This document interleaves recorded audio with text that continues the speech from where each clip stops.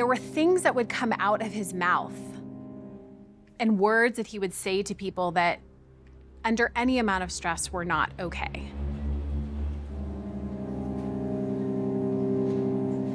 He was more erratic. I can count 3 times that he got really upset with me. And the last time, he was yelling at me about a mistake that someone on my team made. And he was really angry. And there was a disconnect. I wasn't seeing Elon. I was seeing this person being overtaken by this anger. It was so bizarre, and kind of the blink of an eye, I saw him snap out of it and recognize that it was me, and it was fine. And he apologized to me the next day. But it was in that moment that I decided I've hit my limit and it is time to go. So where specifically will you be in terms of capital requirement? Next. Boring bonehead questions are not cool. Next. We have no interest in satisfying the desires of day traders. I couldn't care less. Please sell our stock and don't buy it. People are concerned about volatility. They should definitely not buy our stock. Am I wrinkly? Lynette Lopez breaks the story. The first piece I wrote about Tesla was in the spring of 2018, and it was called Elon Musk Doesn't Care About You. It was shortly after Elon Musk had sat on a earnings call and insulted a bunch of the investment bankers trying to ask questions about the company. Digging even deeper, there were many environmental violations, which was crazy considering that this guy was trying to save the planet. And I just realized Elon's project is Elon, and it's not about anyone else. As he was working in the factory, he saw all the waste, all the incompetence. It was a whole mess. He emailed Elon Musk and said, look, our manufacturing process is so disjointed. And Elon did respond to that email and say, yes, at Tesla, we need to lower our scrap count. This is crucial. And that's when I realized how damaging what I had written actually was. After some internal investigations, the whistleblower is located. It's a worker on the assembly line called Martin Tripp.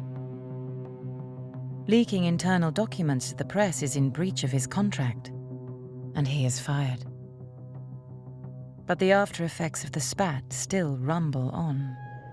At one point, the Nevada police are called and are told Martin is on his way to the Gigafactory with a gun. Put your hands in the small of your back. You're not under arrest. Just checking you for weapons, okay? You don't have any guns on? No, I don't. Mind if I just pat you down real quick? Just search your right, go. How'd this get so blown out of?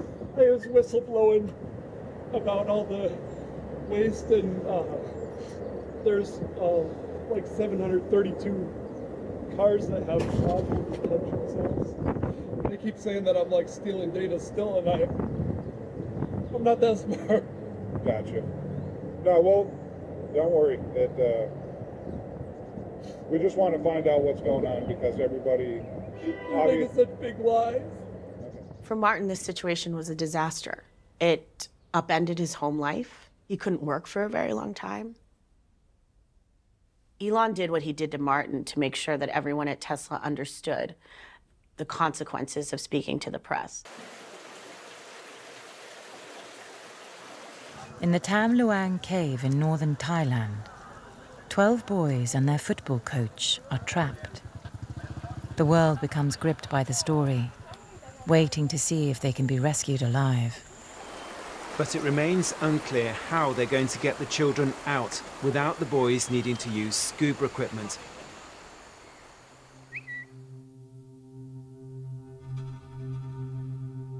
Despite the mounting issues for Elon, he decides to allocate some of his engineers to build a mini submarine that he believes can save the stranded children. Get the weights out of the way.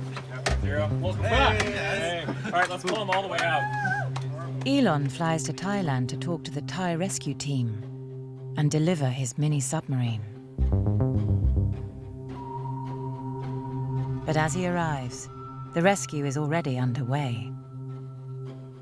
The 13 trapped people are successfully rescued. British cave diver Vernon Unsworth is at the heart of the rescue and is unimpressed by Elon's submarine. The submarine, I believe, was about 5'6" long, rigid, so it wouldn't have gone round corners or round, round any obstacles.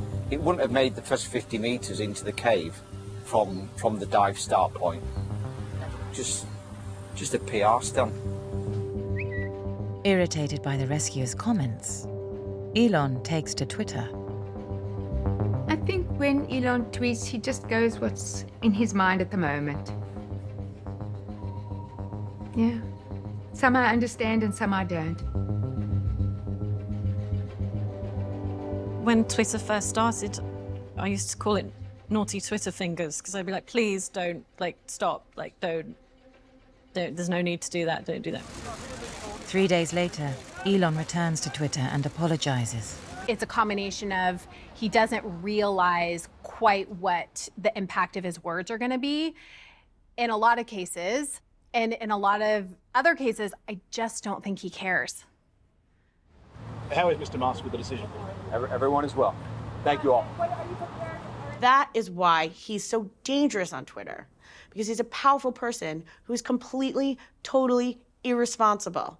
On August the 7th, he sends a tweet saying that he is thinking of taking Tesla private by buying out other shareholders. This inflates Tesla's stock price. Have you had any of your tweets censored since the settlement? No. None. Does someone have to read them before they go out? No. So your tweets are not supervised? The only tweets that would have to be, say, reviewed would be if a tweet had a probability of causing a movement in the stock. But how do they know if it's going to move the market if they're not reading all of them before you send them? So I guess we might make some mistakes. Who knows? Are you serious? Nobody's perfect. Look at you. No, I want to be clear. I do not respect the SEC. I do not respect them. Elon Musk of Tesla and SpaceX fame like we've never seen him before, smoking pot on YouTube. Tesla CEO Elon Musk is the subject of a new controversy after he appeared to smoke marijuana during a podcast interview. Billionaire Tesla head Elon Musk. What is he up to? We know what he's up to. Once again, seeming to dare people to call him out. I think the concern is his ego. Why did he make himself, smoking pot with Joe Rogan, the fact that he tried to make a mini submarine to save those boys in Thailand? Stop making yourself the news.